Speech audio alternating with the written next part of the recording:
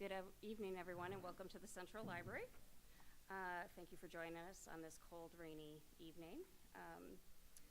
My name is Jennifer Burns. I'm the head of the Science and History Division here at Central. Just going to do some quick.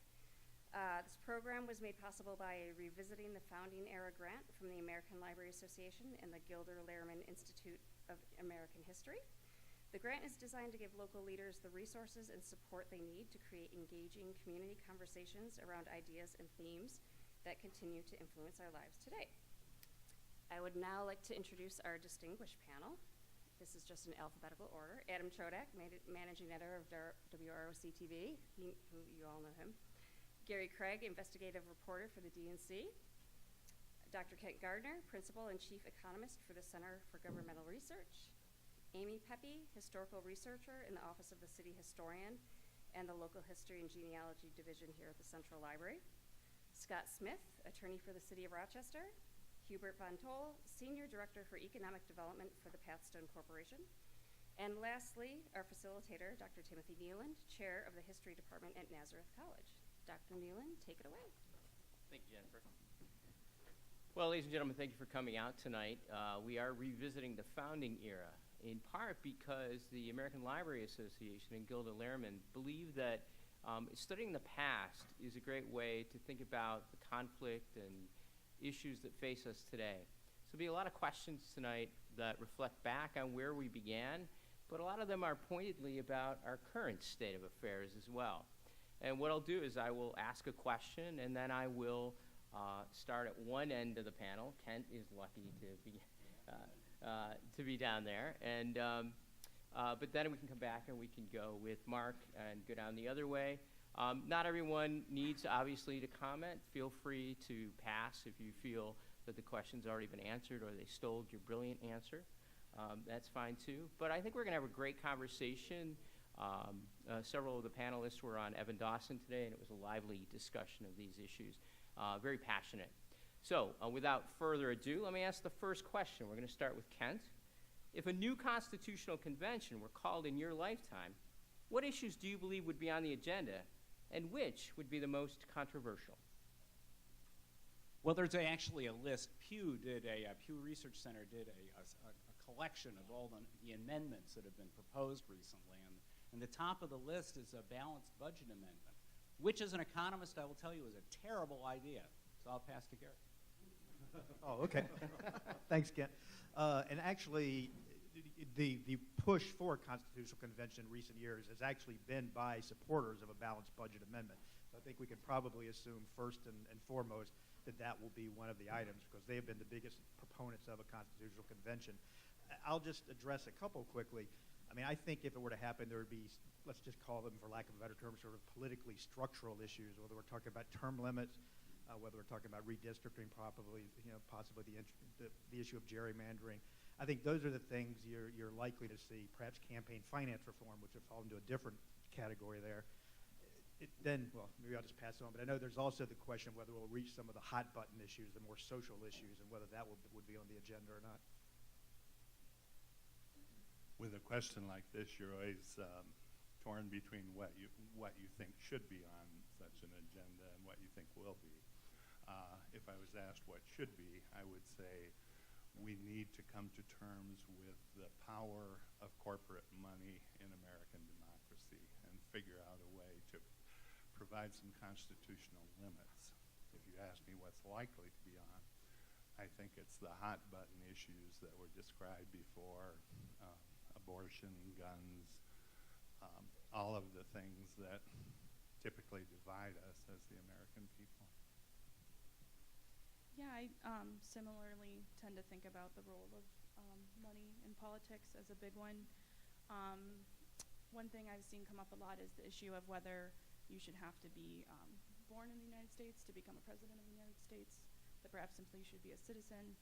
I think immigration policies would be another hot button issue. Yeah. I'll agree with two previous speakers. I definitely think that campaign finance reform would be top of mind when people gathered. Citizens United, I think, showed what happens because of the lack of clarity within the Constitution. I think with the Second Amendment, I would expect both sides to perhaps want a little bit more specificity when it came to the language. I think that they would go in hoping for different language, but I think that the vagueness, and not just the vagueness, almost the convoluted nature of the way it was written, I think both sides get frustrated with that, so I would expect that that would be attacked. I'm going to be a contrarian here. I tend to think that human nature being what it is, that the calling of a constitutional convention would have an extremely difficult time confining itself to the tiny adjustments that we've all talked about, and that it might spiral out of control into serious restructuring of our government, and that would be very difficult to haul back. Great, thank you. And there are 2 mics, so feel free to use both of those. Can I just follow up quickly on that point? Yeah, absolutely. I think that's one of the concerns, because if I understand correctly, there really isn't a good description of, if you were to create a constitutional convention, really who would be part of it and what it would address. And I think that very fear, and it's one of them that I think has been sort of what has headed off also the New York Constitutional Convention that comes to vote every 20 years. I think that's one of the big, what will happen if it were to happen. That's good, and I think a lot of people imagine the Constitutional Convention that you're talking about would be as contested as the politics today. And again, if we look back historically, yes, there were a lot of issues that the people could not agree upon at the original Constitutional Convention. What they did wisely is they put them into committee and they delayed voting on them so they could come up with some consensus. And of course, they didn't write it overnight. They took months and months to write it. So something that came up in the reading, everyone is presented with a booklet to read. George Washington was concerned that the Articles of Confederation lacked the power to unite and protect the states from foreign encroachment. What changes in the structure of government would you make to better unite and protect citizens of the U.S. today? And again, in keeping with some of the fraught issues facing America today from international sources, this seems like an apt time to discuss these issues. We're going to start this time, though, on this end. We're going to start with Mark.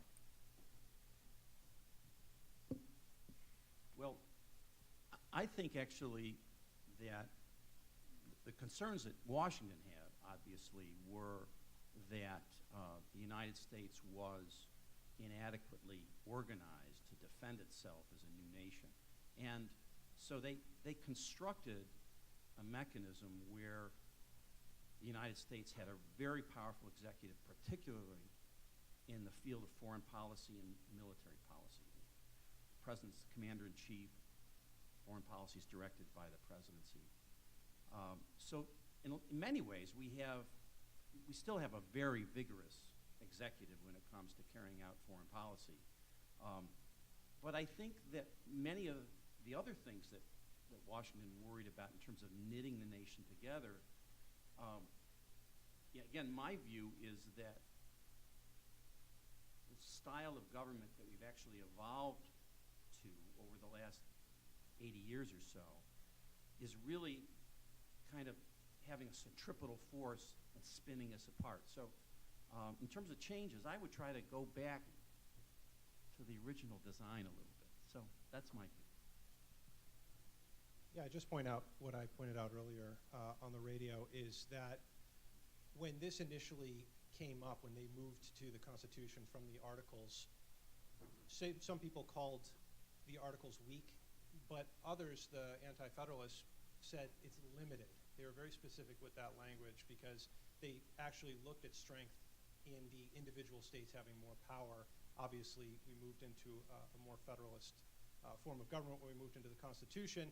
I would just say that the reason we had the Shays Rebellion is because the government, while it was limited, couldn't collect the money necessary to pay its debts, and that then cut off different trade, things like that, and the folks in Massachusetts weren't all that happy. So I would just say that, as we talk about states' rights versus the federal government, just remember we probably don't want to go back to what was originally there, because there is a certain amount of weakness when you have states acting as their own nations. So I don't know that I specifically come up with a specific change that might better unite and protect the citizens. But I think, and this is a point we both started to make, just that the contention between the limits and the extent of state power versus federal power was as much a debate then as it is today, and it continues to be such a dividing factor between where people fall in the political spectrum.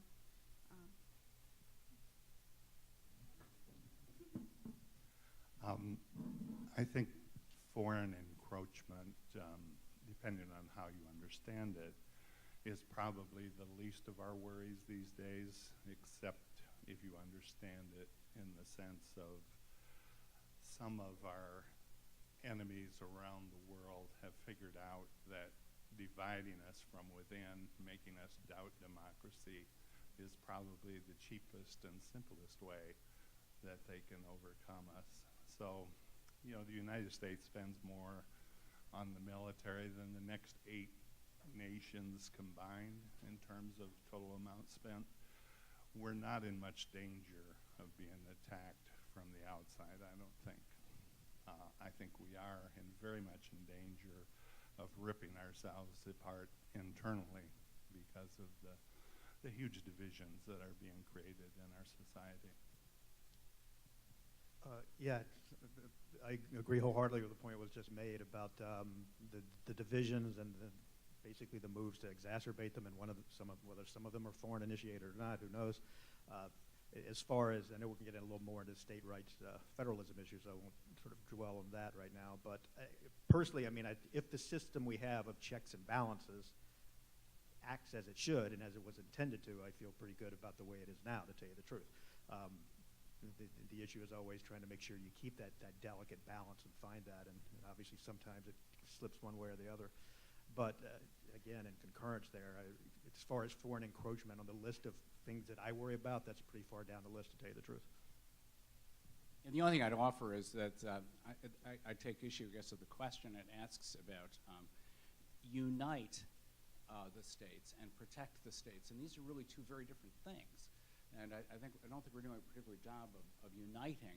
I agree with many of the speakers. I don't think we have a big problem with protecting at the moment. So that gets to be a different conversation. Great. So, Mercy Otis Warren, perhaps unsung hero of the American Revolution, but well known to those who study it, argued that the new Constitution did not do enough to protect individuals from the government and demanded, among the other anti-federalists, a Bill of Rights. If you can add an amendment to the Constitution, what right or rights would you like recognized and protected from government interference? We're going to start with, let's do something strange. Amy, why don't we start with you, and then we'll come back down here, and then we'll go to Hubert, and we'll go down there. Sure. Some of the first things I think of are more enshrinement of human rights, and more protections for women and immigrants and minorities. Obviously those are all hot button issues right now as well. So, and I think that, this comes from a place of, back at the first question you're asking, like, what would the main issues be?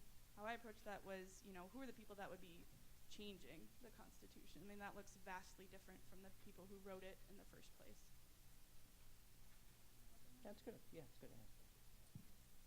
I don't think I'm qualified to necessarily come up with an amendment that I would add. I might just take a pen and underline the First Amendment and maybe put a star next to that and say that one.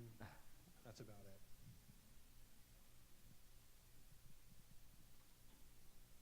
One of the things that I think it's helpful to think about in terms of the Constitution is that, as Mercy Otis Warren pointed out, the demand for a Bill of Rights was acceded to, and it became a kind of, I think, a wish list for at least something that citizens could point to that they demanded that their government respect. The reality, of course, is that there's a constant tug of war over the extent of those rights. But that wish list is really a function of time and the times we live in. And the issues that have been raised before in terms of what you would think about in terms of amendments are really, I don't disagree with any of the panelists there. they would help us focus on these issues. But the real structure of government, the checks and balances, the separation of powers, my argument is that's really what protects us. Hubert.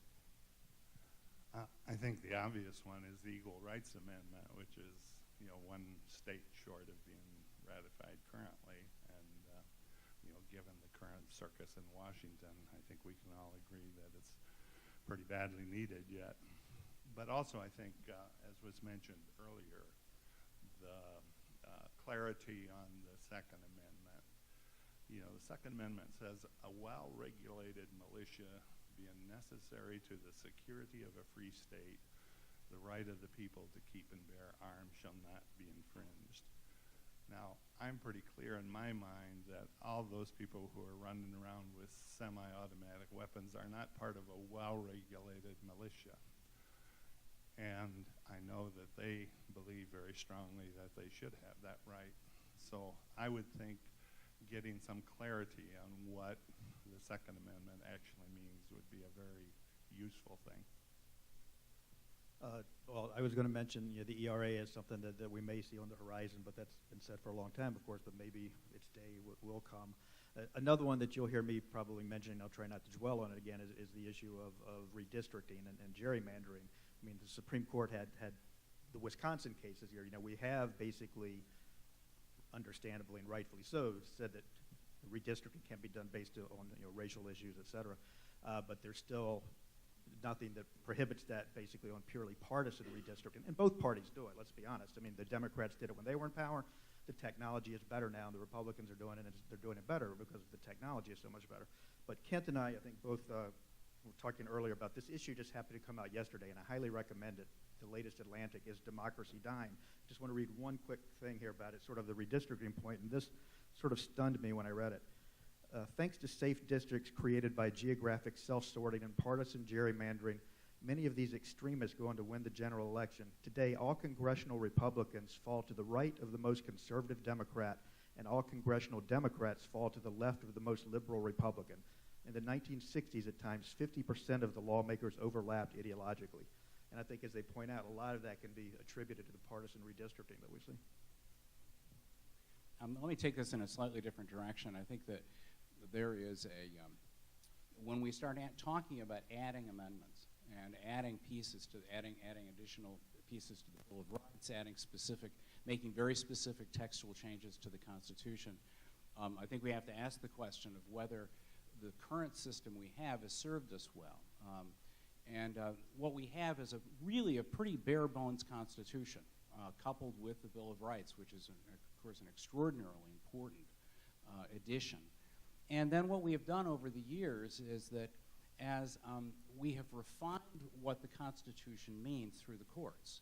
And if you think about it, you're sitting in, back in 1789 trying to decide what specific rights and how you should be protected and how you should articulate what those rights are and how they should be protected.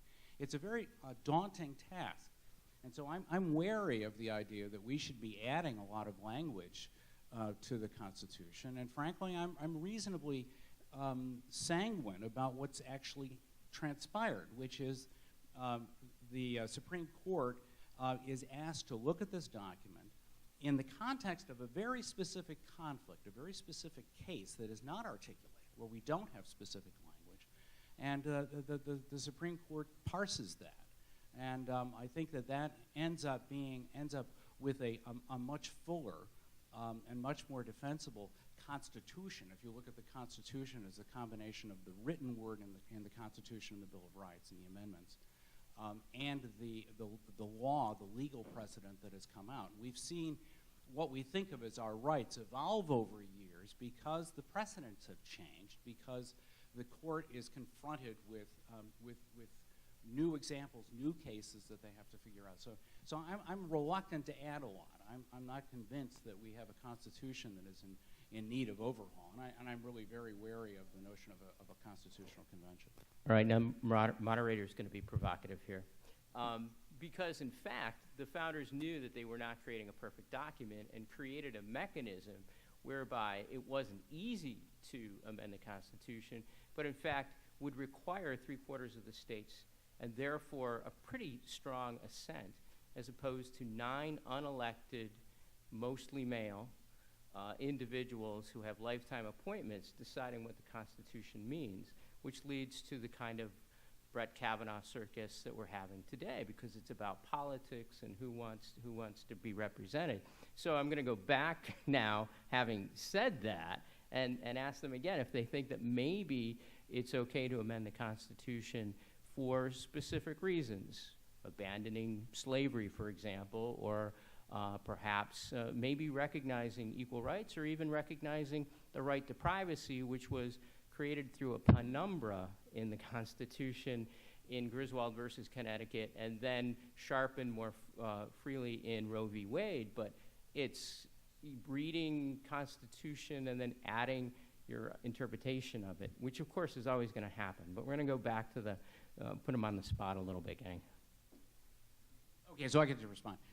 Yeah, I understand your point, and I think it does talk to the exactly because of the Kavanaugh thing. It makes it very timely to ask the process by which we select the Supreme Court, and the Supreme Court is a critical component of this. And I think historically we've seen the Supreme Court. I mean, there are some awful periods in our history. The Dred Scott decision, obviously, is the kind of the absolute nadir of the Supreme Court. And there have been other cases, and within our lifetimes, where it appears that the Supreme Court has moved into very controversial and politically fraught areas. And it does bring us back to the notion of how we select Supreme Court justices. So one other thing that came up at noon today was the notion that Supreme Court justices should perhaps have terms.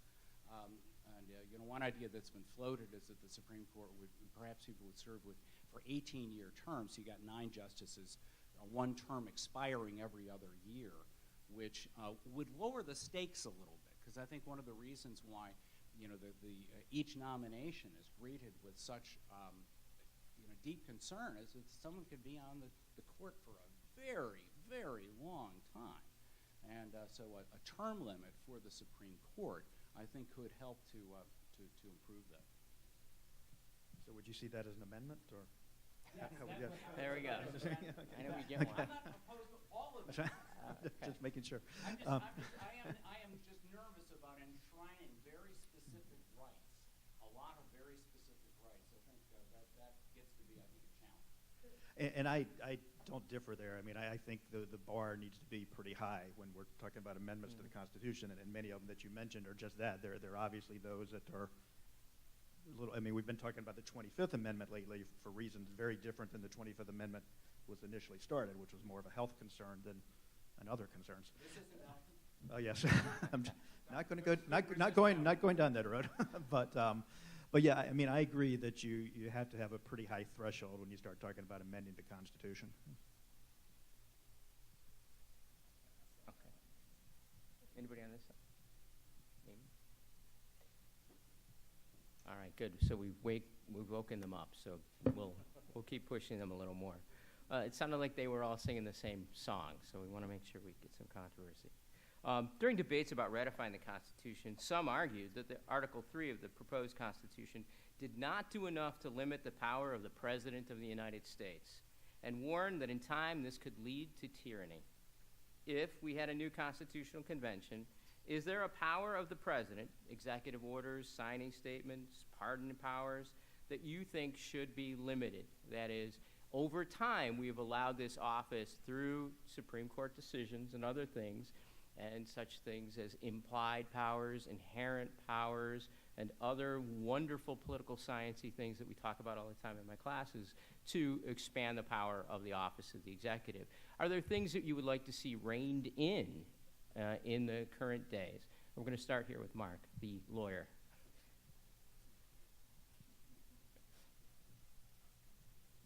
Well, I think that you could. I think you could proceed to move things from where they are on the basis of our existing structure without enacting anything new. And I think we all kind of recognize that the presidency and the agencies under the executive branch are very, very powerful. And there's a powerful scholarly argument, and a lot of people support it, a lot of serious support for the argument that life is complicated to the point where it ought to be the job of specialized agencies to decide things. In the best examples probably would be the Food and Drug Administration or the Environmental Protection Agency. But the argument could be that the structure of lodging, in effect, legislative, executive, and judicial power in single agencies is really a mistake. It's one we've been engaged in for a long period of time, but pulling back, and you'd have to do it slowly. It's like taking a Band-Aid off. You don't want to do it fast. But pulling back from the state that we have wouldn't be complicated. You could do it with very, very brief legislation and begin to think about how to move back from the world that we have today in many, many ways, with hundreds of thousands of pages of federal regulations. So that would be my view. Tim, I think about the many cases we deal with a state law, and it's proposed, and then you hear a counter-argument sometimes within the legislative body. We already have one like that. The old one just needs to be enforced. And I think that might be what we're dealing with here. Perhaps the executive branch is in a good state on paper, but not in practice. For example, in order to go to war, you're supposed to seek Congress's approval. There are many instances where we might go into the battlefield, maybe not a giant war per se, but go into the battlefield without Congress's approval. That should be emphasized. Or this notion, and we've seen it both from recent Democratic and Republican presidents, where a legislation will be passed, they'll sign it, but then they will decide which parts of the legislation to enforce and not enforce. So again, just really let's concentrate perhaps on what's already there as limitations. I obviously encourage and welcome additions to those limitations, but it's just something to think about. Yeah, I agree with both of you. I think that just overall, talking about the Constitution, just a better clarification, like others were saying, and a narrower interpretation of what is already there could help with some of these situations. I would focus on the power to make war, because I think that is the one where the executive and, where Congress has given up on its duties and where the executive has filled the void. They tried with the War Powers Act in 1973 to clarify that, but it doesn't appear to really have made any difference in how the executive acts. So, we have troops around the world who were never authorized by Congress to be in countries. Having everybody talked about significant issues here, I'm going to get more petty, I guess. I actually report more on crime than I do on politics, so sometimes they intertwine, and more often, sometimes more than you'd like. And I admit one of the very things you mentioned is something that's been, I will not attest here to having any idea how to improve on it, because I wouldn't want to see it, I guess, abandoned, but the presidential pardon, there has been, whether you go back to Bill Clinton and the Mark Rich pardon, which I think you could argue was purely political, and he was an ample fundraiser for President Clinton. I like to see Donald Trump, pardon Jack Johnson as he did. Joe Arpaio, whatever your politics, the man's a cretin. I don't know why he was pardoned, and nothing will change my mind about that. That's just sort of one of my little bugaboos, and I don't really know how you get there and improve upon it, but I know it was one that we mentioned. So tell us what you really think about Sheriff Joe. I'm going to disagree with myself. I do that several times a day, sometimes per hour. This is one case in which where I really would like to make a significant change. And, I think it's instructive. I read an article a few years ago that pointed out that most of the countries that adopted our Constitution ended up with a despot for president, just because the Constitution does make the office of the executive is extraordinarily strong in our system. And if you take a look at parliamentary systems, there are many, many ways in which parliamentary systems allow you to deal with with an out of control executive. There is a process by which that individual can leave office, and the process is, you know, I mean, I'm not going to hide the fact that I'm not a fan of our current president. And you think about the process that's required to actually remove a president. It's either, you know, the 25th Amendment or it's impeachment. And impeachment is a very, very high bar. If you're interested in podcasts, there is a Slow Burn is doing a review of the Clinton impeachment right now on a week-by-week basis. Look that up, Slow Burn, great podcast. And one of the things that was very clear about the Clinton impeachment proceedings is that the Republican Party could impeach him, but there was no way on God's green earth that the Senate was going to convict him. And I think that that's clear in this case, too. So, you know, I do think that our inability to remove a president who is out of control is really rather frightening. So, you know, I do think that the power of the presidency is a really serious problem. And if I could think of a way to fix it constitutionally, I'd certainly entertain it. Well, we did amend the Constitution to put term limits on the President of the United States because of the expansive power. But again, a lot of the things that we've mentioned here, some are clearly laid out in the Constitution, but many have just been unchallenged or have been actually validated by the Supreme Court itself by saying that the presidents do have a certain right to, shall we say, privacy when dealing with issues, even if they don't always find that the specific incident is a private matter. So they have, in fact, ceded a great deal of power. In fact, you'll find during wartime in particular, something you mentioned, they're very open to giving more power to the president, whereas maybe a constitutional amendment could rein that in. War Powers Act was an attempt by Congress to rein that in, but then the president does go to Congress every single time. Can I get a blank check in Vietnam? But even in places like Iraq and Afghanistan, Congress voted a resolution to give the president whatever power he needed. Yeah, and that's one of the challenges with Yes. changing the Constitution, right? Is that, you know, we did put some boundaries around that, but it takes a little political courage on the part of Congress to actually enforce those. And it does take a good Supreme Court as well. If I could jump in just for a second, because Ken, and by the way, I've known Ken a long period of time. I was city attorney in Canandaigua, and CGR was absolutely the best consultant we ever had. So, but Ken mentioned something I want to not glide over, which is, he mentioned that question about what happens to nations that have adopted systems like ours. And it's true. Many of, well, you know, we can think of many examples where nations descended into tyranny. One of the things that we don't want to glide over is that the character of the American people is a huge factor in maintaining the system that we have. And we were incredibly lucky to have, at the time of the founding, a nation of very, very self-reliant people. And Alexis de Tocqueville noticed this when he came to the United States in the 19th century, and he came through Canandaigua, New York. And that's an important thing, and we can't lose sight of the fact that one of the things that keeps us free is the kind of people that we are. And I don't want to, I could talk a long time on this issue, but character of us as a people is huge in maintaining the freedom that we have. I'll just add something I did add earlier, is that precedent had a lot to do with that too, and that's why when we talk about who's the best president, I said earlier, hands down George Washington, because he set the bar.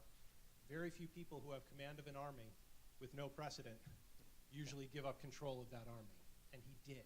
And we shouldn't underestimate the power of that action. I think it set the stage for what we've seen, and anyone who tries to do that from here on out, we can easily point to Washington and say, you can't do that.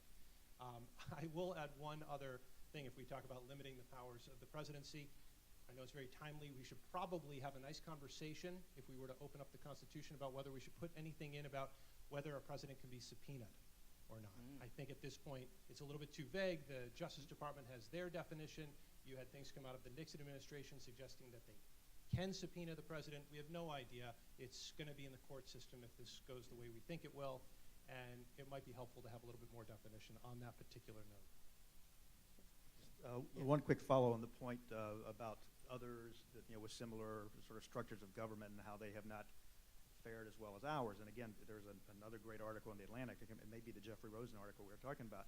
And Tocqueville noted this, in the 19th century, that for the longest time with this country, a good portion of our population, our adult population, was involved in different organizations, whether they were community-based, whether they were government-based, and there was, everybody was sort of part of the solution to a degree. And we've gotten away from that, farther and farther away from that as we go on. And I don't want to make that sound like sort of a harbinger of doom to come, but I think it is a good point that when everybody feels that they're sort of part of the solution and can add to it, solutions are more readily found. Just one, the other point that I thought the way they put that was interesting in that article, and that is that we practice democracy. We practice democracy in student councils. We practice democracy in our 8th grade classrooms. We practice democracy in our voluntary associations. And to the extent that we participate less in those places where we practice democracy, we're not as good at it when we get to the national government. Solid points, everyone. Good job. Well, we're going to shift the discussion away from the powers of the president and the tyranny inherent there that the anti-federalists were concerned about. We're going to talk a little bit about federalism. The Constitution did create a system where there's shared authority between states and the federal government. Can you think of a contemporary issue that creates problems between the states and the federal government? What solution or solutions would you propose to fix these issues? So this would be an issue where there's some sort of conflict, the state law or state policy, marijuana, something like that that could possibly be an issue where the federal government has one set of regulations in the state and others. So we're going to start with, let's start with Hubert on that end, and we'll go down the line.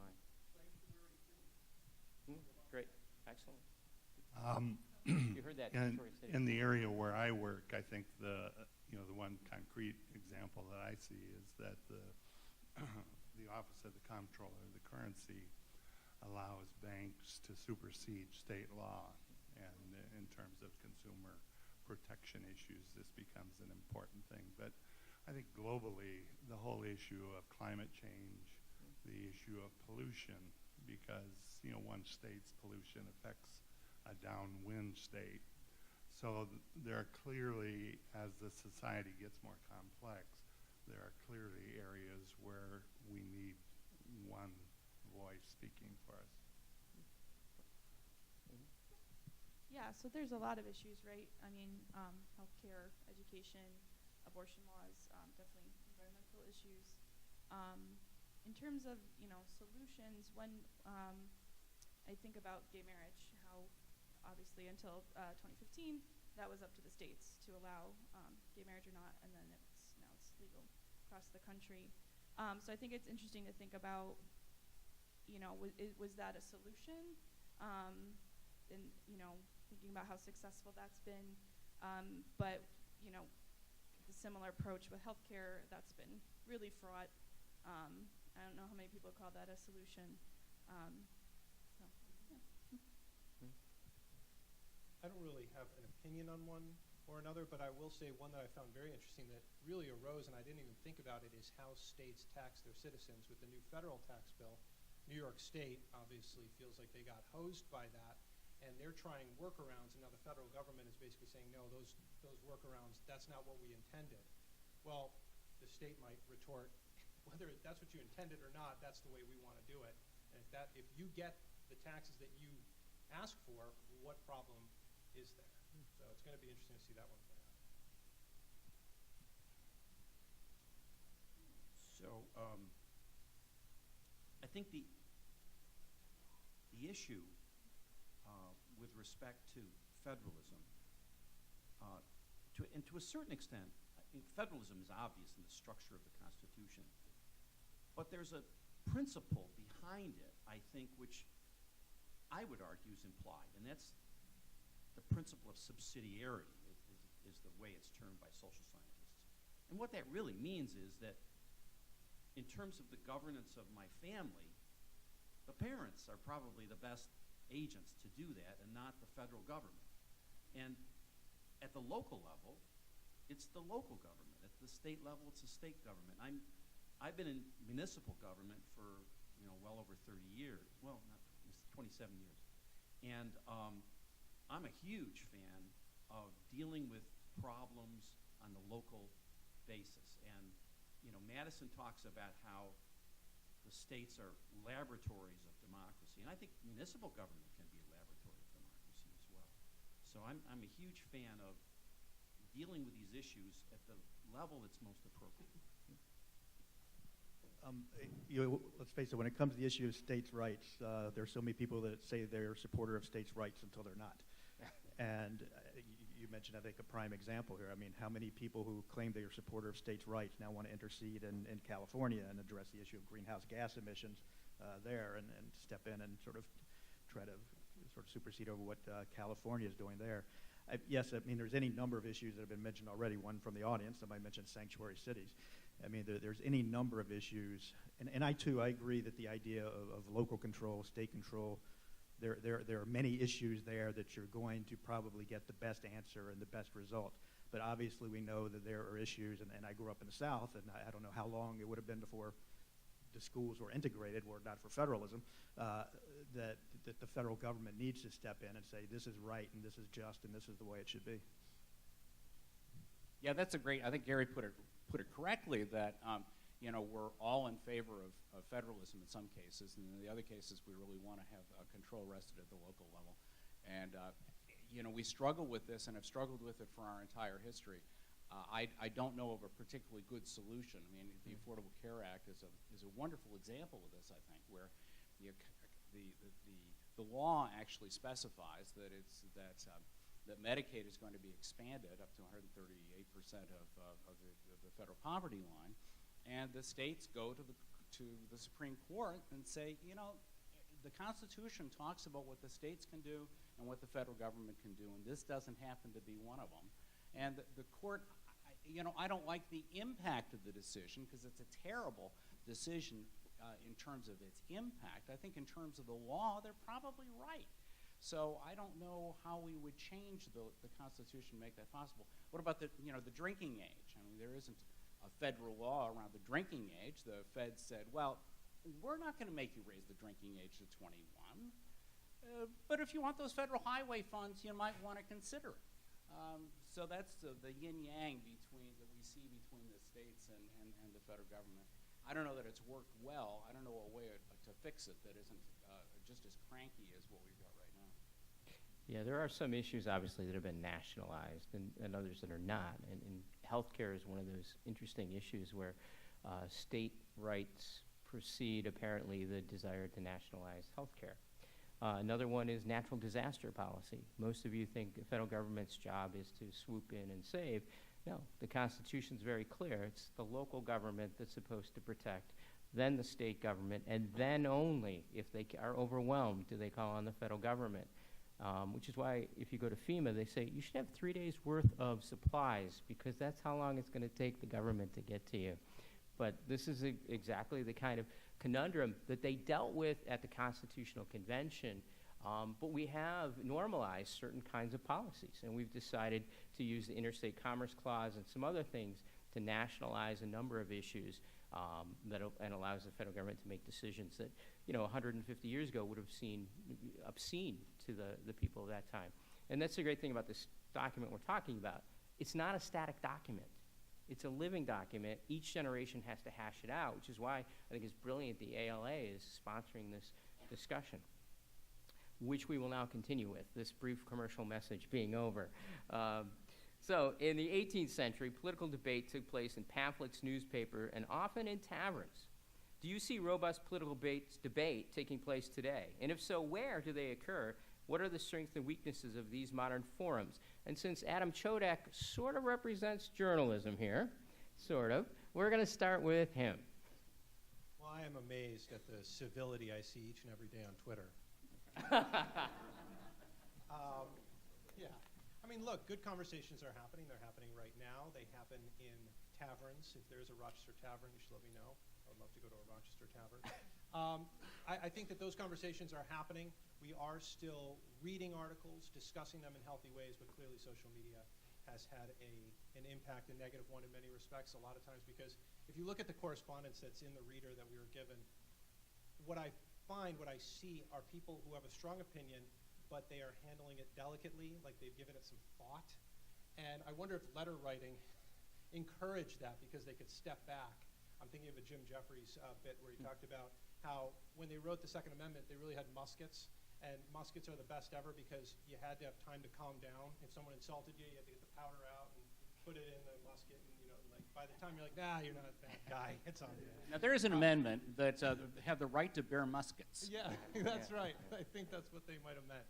So I'm wondering if, you know, if what we see now are emotions running the conversation too often rather than letting those emotions calm and then presenting your ideas rather than whatever knee-jerk reaction you have. It's pretty ugly out there, whether it's Facebook comments or Twitter, and I'm hoping that really what we're seeing is a small percentage of people who get a very loud voice because they stay on the computer all the time, and that's all we see. Somebody else? Yeah. Gary? Yeah, definitely the first thing I think about as well is democracy social media. And I think it's interesting because thinking about these platforms, in a way, they almost seem like they should be a democratic forum because almost everybody has equal access to them. And, you know, in a way, probably a lot more people are engaged in some form of political debate because of these forums. But, you know, really the question is it meaningful? Is it productive? Is it helpful? Is it harmful? And there's also, you know, as we've learned over the past couple of years, there's a lot of factors at play that we don't necessarily realize who's publishing what news stories are reliable, you know, who from outside is trying to influence our opinions in a very real way through these forums. So I think they're sort of becoming less reliable and less helpful. Yes, picking up on the social media thread, it's interesting because it's so bad in so many ways, but yet in other ways it can be so good. I mean, I think if you take the events of the past week and the hashtag why I didn't report, I mean, you know, women telling their stories of sexual assaults upon them when they were young, and they were going to social media and they were going to Twitter and they were telling these stories, and they were very powerful. And, you know, if you haven't, I invite you to read them. And there are many ways that social media can be constructive. I mean, we've seen it in, you know, foreign nations becoming a sort of a glue of citizens trying to come together and challenge their government. But it does seem that too often it becomes the most strident, and we in the media can't separate ourselves from this. I mean, if anything, we're a big part of it, because too often, if you turn on cable news, if you turn on some of it, those who yell the loudest and present themselves as the most annoying character, you know, with each other, seem to be the ones that are called back time and time again, and are constantly. We want the conflict more than we want sort of a deliberate push and move towards a resolution. And social media, in many ways, has exacerbated that tendency. And I wish I could. Personally, if we could find a way to go back to it, I wish we could talk in taverns. I would do that right now. But just one quick thing. The wonderful Veronica Volk, who's a reporter at WXXI, this week she tweeted out something which I, of course, as a newspaper person, I particularly loved it. But during the day where, depending on what minute you looked at Twitter, there was a completely different Rod Rosenstein story. He was being fired, he was resigning, he was walking to the White House, he was walking back from the White House, he was going to the restroom, he was meeting with Donald Trump. Who knew? It depended on what minute you looked at Twitter. And Veronica Volk tweeted out something. She said, everybody, when it comes to Rod Rosenstein, just step back and wait and read the print tomorrow morning. Because maybe by then we'll actually know what happened. But there's the other problem right now is there's this urgency to get it first with the media, which we've always had, and I'm as guilty of it as anybody else. But now, sometimes we substitute getting it right, which should be the first thing, for getting it first. So. You know, I apologize for jumping back in, but on Gary's point real quick, you know, we are the receptacle of a lot of the hate, and we can't, and I think for good reason, we don't put up many filters or barriers to people who want to comment. But I think general news geeks out there, or anybody who wants to gather their news from social media, it's incumbent upon you to set your filters. And on that note, don't put yourself in an echo chamber. Don't follow people who disagree with you. Get other people. But if people are getting too bombastic, cut them out. If that's not the tone that you want in your life, or that's not the approach to news that you want in your life, I think that while we can do a better job at regulating ourselves, at policing ourselves, I think that the receivers of news, the viewers, the readers, that perhaps we should set up a little bit of a standard on what you're getting, because then you get the information, the good information that Gary was talking about, whether it's the hashtags or things like that, but you might not be getting the stuff that'll turn you off or turn you towards an extreme. Just, I know we're the media here, so we're really sort of, and I've taken to sort of Facebook now to try, even if it's somebody who perhaps agrees with something that I agree with, but they put something out that's, they recirculate something that's completely bogus. I mean, I had it happen recently. I personally believe if Colin Kaepernick wants to take a knee for what he believes to be a just reason, take a knee. However, there was this meme floating around on Facebook of Tim Tebow taking a knee. And it basically said, you know, why is nobody angry when I forgot, it was basically implying that Tim Tebow had taken a knee during the national anthem, and all of those who were angry at Colin Kaepernick said nothing against Tim Tebow. Well, it was bogus. It was Tim Tebow taking a knee during a game. It had nothing to do with the national anthem. And this has become so much, regardless of ideology, people, and you said it, the echo chamber, they see something that supports their perception of the world, and they immediately regurgitate it, instead of going back and trying to find out if there's actually any foundation for it. So, you know, the other thing, of course, I think it's important to point out is at the national level, I believe that we have seen the emergence of some media organizations and the emergence of different ways to do analysis that I think are very productive. At the same time, you still have to have Snopes.com, you know, on your website, so you can immediately go and find out what stuff is really, really crazy. But at the local level, we've really lost a tremendous amount of the ability to process what qualifies as local news. I mean, you know, Gary, thank goodness, is here and still works for the Democrat and Chronicle. The Democrat and Chronicle actually has challenged CGR to a wiffle ball game. And I was relieved that the DNC could still field a wiffle ball team.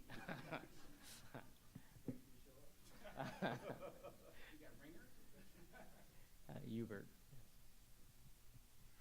I think the discussion highlights for me the need that we should have more attention paid to critical thinking and media literacy in our grade schools and in our high schools, because, you know, I, like everybody else, am on Facebook and all places, and, you know, I've seen my friends repeat bogus stuff, and I think it's just, you know, it's gotten quite out of control, and I think that's partly why foreign governments have seen us as easy to convince that democracy isn't working. You know, it doesn't matter if it's the right or the left. You know, you can exacerbate divisions between Bernie and Hillary as easily as you can, you know, ramp up the right wing. Mark. Well, yeah, and I've mentioned to both of the journalists on the panel that my son is involved in journalism, and I wanted to kind of ask them, because I think there's actually almost a greater danger. We've seen a lot of incivility, I think, and we are presented with it all the time in social media. But if you go back to the 19th century, particularly before the Civil War, there was violence. There was a northern congressman, I think it was beaten. Charles Sumner. Yes, and in the Senate, wasn't it the Senate? It was Kane, right. And my own great-grandfather, great-great-grandfather, was, he had his printing press in Lexington, Kentucky, burned, and he was run out of town on a rail. He was an abolitionist. So violence has always kind of been there. The thing that concerns me today is something quite different, and this is where I bring my son into he was interviewing some people last night, and people refused to talk to him without knowing where he was on the spectrum of the issues. And so you start to get a meme in society, I think, where people are not going to exchange views. And that, to me, is much more concerning. I don't know, I'd like to know what the journalists think about that. Yeah, it's interesting. When I was in Denver, I was reporting on Michael Moore's visit, and we were huddled at the Capitol steps shooting up at him, and he turns to the crowd and he goes, you know, in the Iraq War, these people, this group, led us to the Iraq War. I was reporting in Syracuse, New York at the time. I had nothing to do with the war, and yet he used that as a tool to infuriate the crowd, to get them going. And then I was up in Watertown a few weeks ago when President Trump was talking to the troops there, and he points back to the crowd of people, 90% of us, local journalists, enemies of the people, right over here, you know, these are the fake news up here. And I think that this can have an impact over time if they first dehumanize us. But I think as far as the dialogue goes, it can shut it down as well. The problem is this, as you noted, this isn't a new problem. Both John Adams and Thomas Jefferson controlled their own papers. So you either followed Adams' paper, you followed Jefferson's paper. So you were able to isolate yourself, but right now it's just become magnified, I think, in this day and age. I would also just quickly like to note that some people will say, if someone's kicked off Twitter, freedom of speech. Freedom of speech, he shouldn't have been kicked off. Or someone says something at work and they get fired. Freedom of speech, he shouldn't have been fired. That's not true. Like going back to what we're talking about here, which is the Constitution, the First Amendment has to do with whether you're going to be put in jail or not for what you say. But there are consequences. So freedom of speech is not freedom from consequences. And I try to really press upon people that that is the case. So I am all for freedom of speech. I will defend it to the death. But if people say something that's stupid and they suffer some consequence either in their personal life or on the job, I'm fine with it. Yeah, I mean, I'd just echo much of what Adam said. And you're right. I mean, historically, I mean, whether you go back to the era of the penny press, I mean, whether yellow journalism, it's not like sort of incivility is new in these circles. I also worry, I admit, and I don't know if my employer would want to agree with me, but nonetheless, that sort of the current world of journalism and how we survive fiscally, to tell you the truth, is a problem. I mean, we're you know, Kent was only perhaps half joking about whether we can field a softball team. And as newsrooms shrink because of basically our inability to find a structure that provides funding enough to keep people on the job, and then you sort of can start succumbing to this, well, what is it that people want to hear and see? And sometimes you come back to that very sort of conflict sort of laden stuff that I was talking about. And I think we're all trying to find a structure now that where journalism can continue to be the watchdog that it has been eras past. I mean, I still think to a degree we are, but I think our role is shrinking, not because of lack of interest in doing it, but just because the basic reality that there are fewer of us. Well, and on that grim note, we will treasure the newspapers, print or digital, that we still have. Coming back then to the points that you were making, do you have any solutions to the current generation? How can we equip people better for contentious but civil debate? Because these are important issues, and if no one is really talking, if everyone's screaming, I mean, we mentioned violence. Yes, there was violence in the 19th century, but there was also a great deal of compromise that led solutions out of the contention. So any solutions from your own experiences on how we might better equip this generation for debate, for civil debate? Amy? So I think just what we're all doing here right now today, more of this kind of public, political, community engagement. I think libraries are doing things to encourage better debate.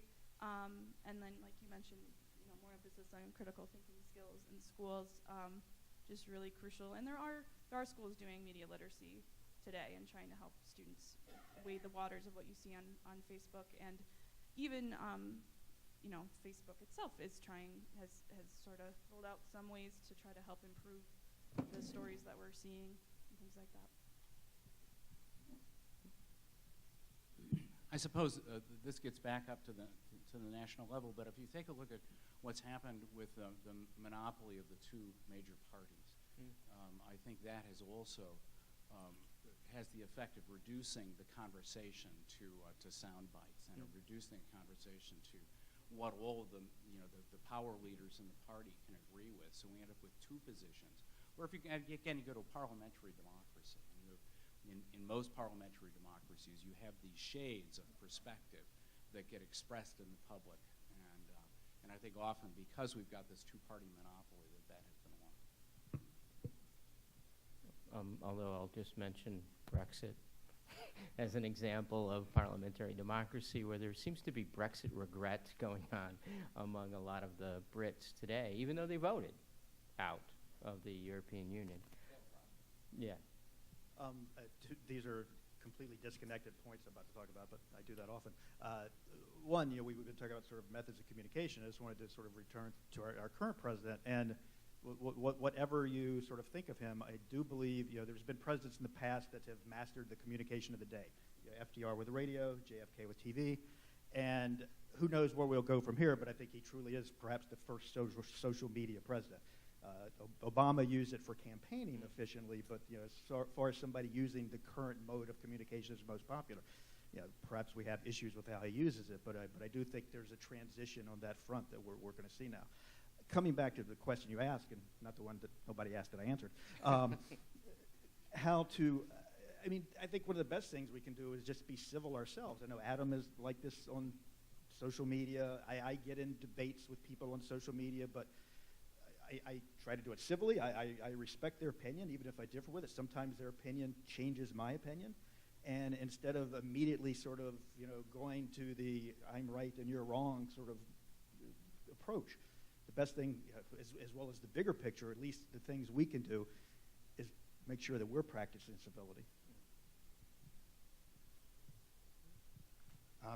I'll be a little bit of a contrarian. I think civility is overrated myself because for some of the reasons that were stated earlier, there was not just the caning of Senator Sumner, but there was an all-out brawl in the House of Representatives when they were discussing the Constitution of Kansas, whether it would be a free state or a slave state, and 30 representatives got into fisticuffs over that issue. So, well, I mean, we have the most uncivil president in my memory, and when people start lecturing about civility, I don't see them going to Paul Ryan and Mitch McConnell and saying, please rein in this man because of his lack of civility. It's the pearl clutchers who, as soon as the rabble fights back, start talking about civility. When people get yelled at in restaurants or something is disturbed in the social order that way, that we hear a lot more about civility. Contrarian, I guess. So, and I fully understand where you're coming from there. But again, returning to social media today, I saw something on social media sort of defending the yelling at Ted Cruz at a restaurant and yelling somebody on the other side out of the restaurant. They said, oh, if you don't know your history, perhaps you should look at the history of restaurants. Well, there's a very big difference from allowing somebody to eat at a restaurant that has not been able to eat there in the past and forcing somebody out of a restaurant, in my mind. Good. Excellent. Jennifer's going to. Hi. Okay. I'm going to open it up to questions because we don't have that much time left. I do have a question for the panel, though, and I'm not trying to be heretical, I promise. Do you ever foresee a dissolution of the Union and the states looking more like the European Union? And what would the pros and cons of that scenario be in your mind? One of the striking things from this last election, one of the factoids, was that Trump won more than 5 times as many counties as Hillary did. That the landmass area of those counties was 83% of the United States or something like that. But that the gross domestic product of the counties that Hillary won was 2/3 of the total, and the one that Trump won were 1/3 of the total.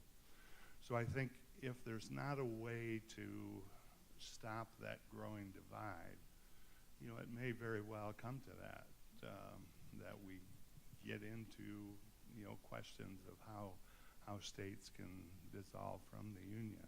But I think there's a strong history and character to the American people that will resist that. But I think it could be possible if we keep going down the road we're going.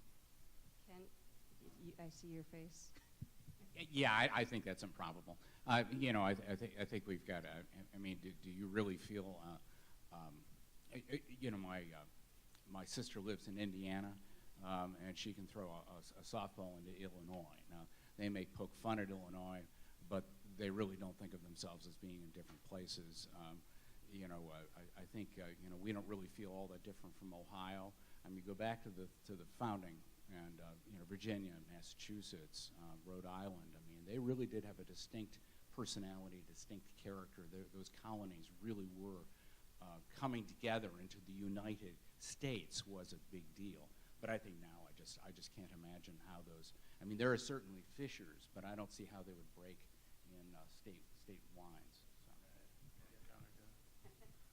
As probably the person on the panel who's lived in the most states of the Union, including Idaho, Memphis, Tennessee, Arkansas, I can tell you that I, as a Rochester, New Yorker, do not feel very closely aligned with the Posse Comitatus people who came to visit my house in Idaho. There is a deep, deep divide between rural and urban people in this country. I'm between the two contrarians, and my apologies, but I think I also think it's improbable. And I'll just sort of leave it at that.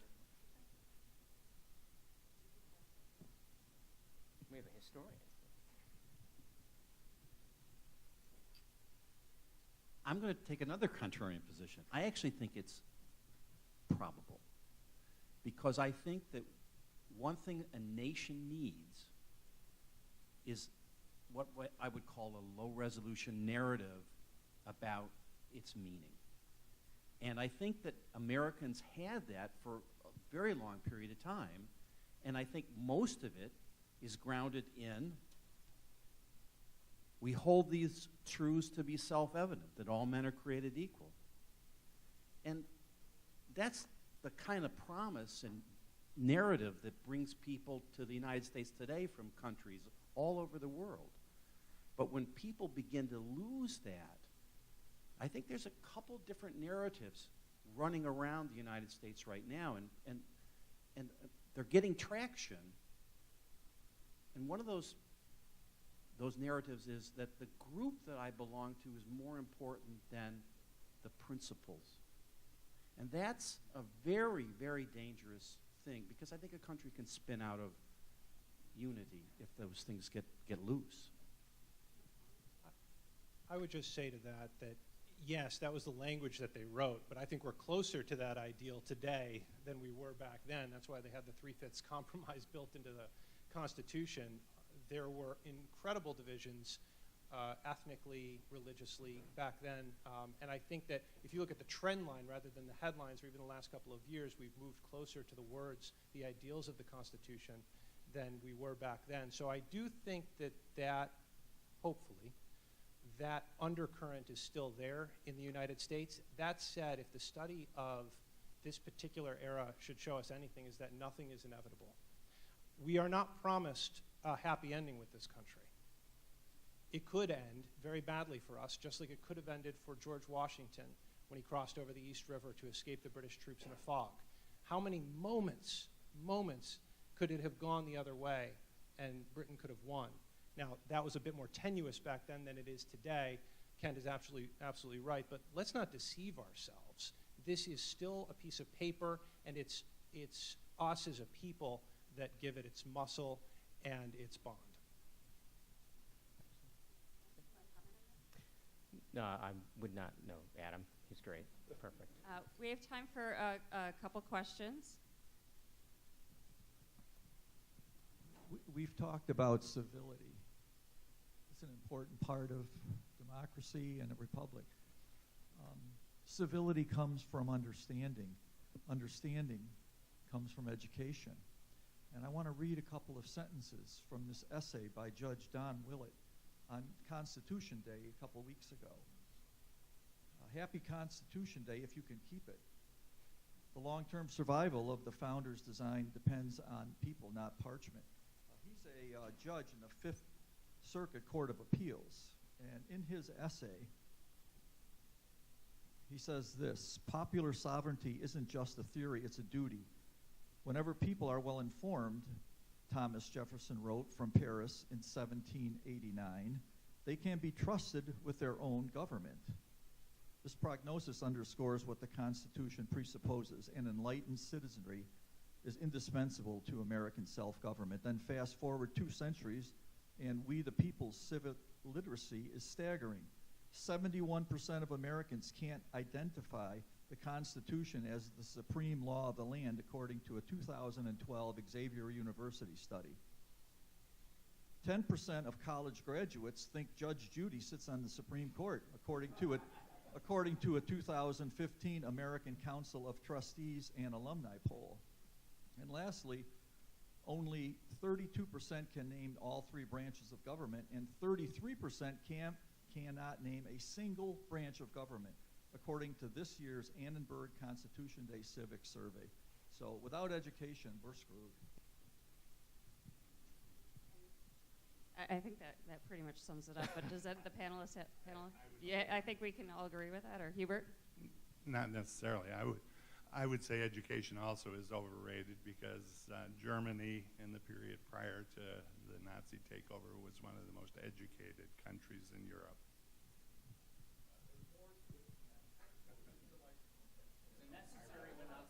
There are multiple questions here, so let's give everyone a I myself have to choose one out of about 12 questions. I'd like to ask some of which are related to things that were discussed, but I'm going to choose one that was not discussed.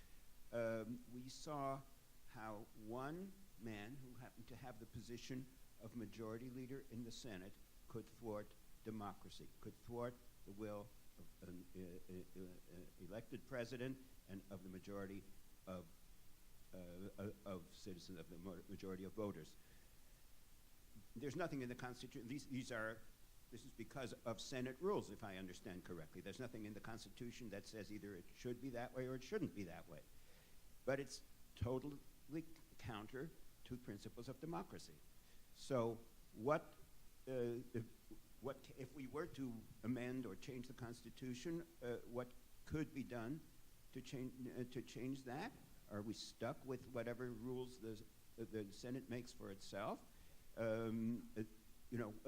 Or what can be done about that to make sure that democracy prevails and not and one person isn't in the position to override and to ram his agenda down everybody's throat?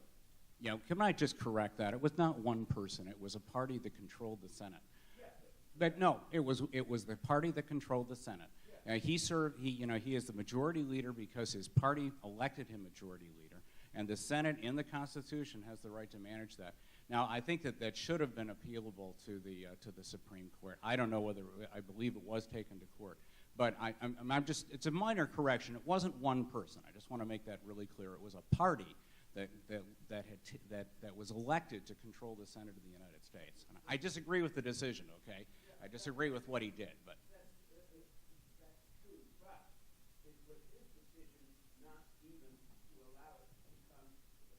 With the support of his party, with the full support of his party. I'm convinced that some Republicans would have voted for Garland, but he wouldn't even take that chance. Well, I agree with that, but if his party had disagreed, they would have deposed him as majority leader, which they had a power to do. So he had the support of his party, otherwise he wouldn't have stayed as majority leader. That's all. It's a very minor, it's a technical point. It just wasn't one person. That's my only objection. Yeah, let's get a couple more questions in. We have about 5 minutes, so have your questions be brief. Tying these two together, I think we have to go back, and I think one of the things that I've done, I'm not saying I'm going to be special, but I think if people were to actually sit down and read the Constitutional Convention debate notes, which I've done, I'm on my 4th reading because it's as exciting as town board minutes. They would be shocked to find out what the founders, and let us make a differentiation between founders and framers. There were many founders, but only a few framers. And actually that gets to one of my points too, is how we confuse language. And, but we go back to remember, and for those who haven't read, when the convention was called, which was called in secret because we couldn't allow people to actually democratically get involved or nothing would get done, the address to the representatives, we were here because democracy was getting out of hand. Jerry, Representative Jerry, who we got from gerrymandering, refused to sign the Constitution because there were two forms of government that were really, really bad. The first one was anarchy, and the one which was even worse was democracy.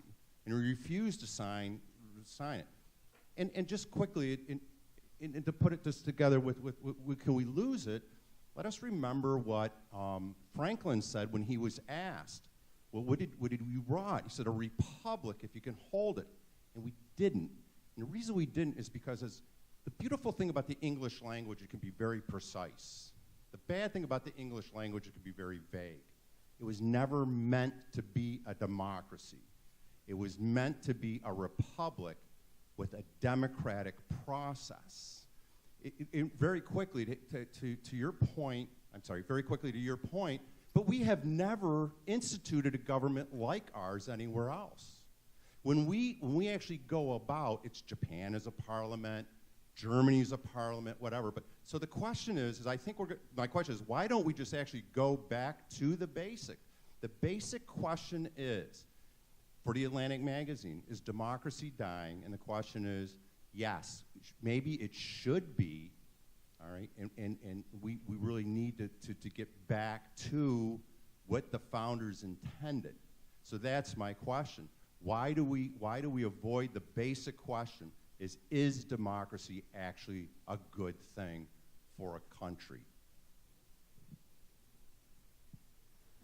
That's a softball question. I'm sure Adam would love to start that, or Kent, or any elected official. That's going to take some rumination, yeah. Who wants to briefly speak to that? Briefly. No, I would just briefly say it depends on how you define democracy. Is it direct democracy where we vote on everything?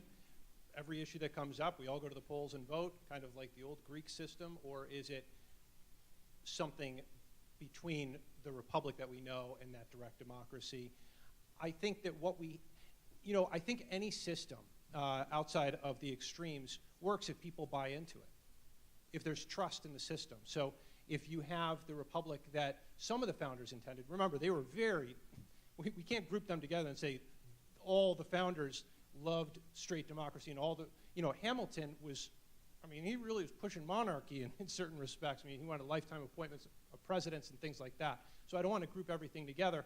I would just say that whether where we are, if we go a few degrees this way or a few degrees that way, I don't have an opinion about. I'm not necessarily staunchly opposed to. I just say that it's our belief in the system that would determine whether it dies or survives. And right now, yes, we have this very heated debate in this country. At the same time, I think it's better than what we've seen. And so I'm not convinced that democracy, in how we describe it, is dying. I don't think we've ever had true democracy in this country. So whether it's dying or not, I don't think it was ever truly existent. Okay, last question. Good evening. Yeah, is it on? Okay. I'm going to be a little different perspective, mainly because it's my job. Our founding fathers, I know we're all nervous when we talk. Our founding fathers were, quote, religious men, many deists, many believers. I'm a believer in the God, the Lord Jesus Christ. I believe the scripture is true. In fact, Jesus says, my word is truth. And today, truth is hard to find. I just want to give you a scripture because our nation was built on, quote, religious belief. Was it not? Here's a scripture to consider. Psalm 9, verse 17. It says, the wicked shall be turned into hell, and all the nations that forget God. The solution to our problem is not in our Constitution. It's a marvelous document. I'm very much impressed with what everybody said tonight. I thought everybody would have an agenda, but you've all been marvelous. Marvelous, very level-headed. But here's a voice that's not heard anymore today. It's the voice of God. Where does God fit into this country? We have a moral breakdown in the country. We are divided. And I'll tell you one thing. The only... Okay. Yeah. I'll be very quick, and this comes from a churchgoer who goes to a Christian church. A lot of times when I hear people hearken back to another era where God was supposedly more involved, we were keeping people of a certain race out of jobs, out of housing. We were not allowing women to vote. There were many things that we were doing that were absolutely abominable at a time when I hear people speak about God was part of our structure then. And I'm a churchgoer, so I guess I don't know what my point is, but nonetheless, I get a little concerned about that, I admit. So. All right. Okay. I would like to thank all of our panelists for your insights and your comments, and especially your civility and your willingness to listen to one another. Thank you, Dr. Neeland, for facilitating this, and thank you everyone for coming. I hope you enjoyed yourselves.